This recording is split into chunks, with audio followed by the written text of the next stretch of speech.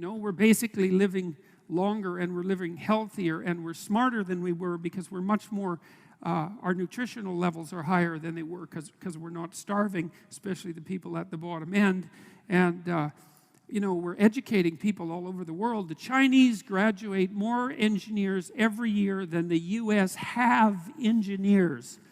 Now, that's terrifying because, God, we've got all these engineers already, and they're making gadgets at such a rate that you can't even keep track of the gadgets, right? You go online and there's all these technologies and all these subcultures using them, and you don't even know what the technologies are. If you're fully informed, you can't keep up with the new stuff that you might buy. And it's not like it's trivial technology. It's unbelievably powerful technology. I'm in awe of many of the young people that I work with because they're they're savvier about the technological infrastructure that constitutes the web than I am, because I'm old, and it's hard to keep up as you get old.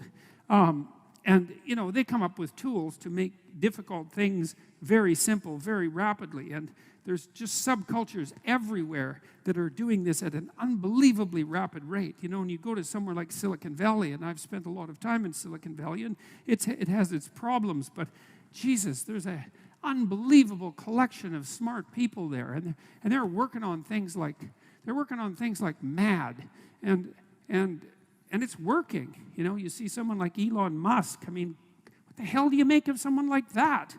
What did he do? He made an electric car, which is basically impossible, and it works, which is basically impossible. And then he built an infrastructure so that you could charge the damn thing wherever you drove, and that was basically impossible. And then he made it cheap, because if you buy an electric car and you factor in the price of gas, the electric car is actually about as expensive as the gasoline car, and so that was unbelievable. And then he built a bloody rocket, which was 1/10 the price or less of a NASA rocket that you could reuse, which was impossible. And then he put one of his cars on top of the rocket, and he shot it up into space.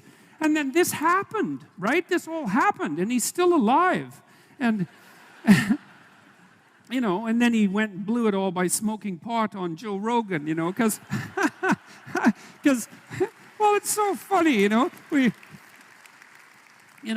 we like our insane geniuses, predictable and safe. And so we don't want them doing strange things like having a tiny puff of marijuana on a show famous for marijuana.